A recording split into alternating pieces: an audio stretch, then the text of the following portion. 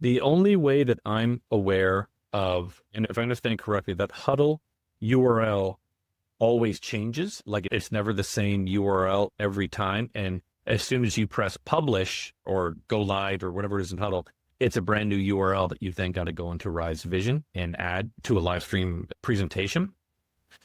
I have seen one way to get around this is there is a tool out there, I believe it is called, and I always get this wrong, is it OBS?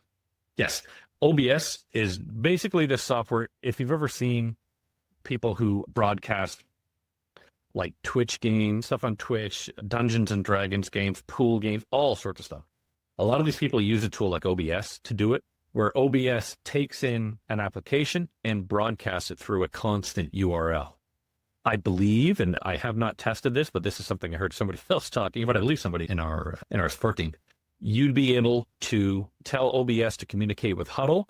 The OBS URL would always be the same. So you would add that to your live streaming presentation or to web page presentation, whatever. You'd be able to use always that same URL. When you broadcasted through, or when you started out the broadcast in Huddle, you're effectively not using Huddle. You'd be using the link coming from OBS to broadcast that. It's a couple of additional steps, and I'll be honest, I've never tested it for myself, so I'm not 100% certain that it's entirely reliable, but that's the way that you'd be able to get a URL that's constantly changing to not constantly change just through another avenue of streaming.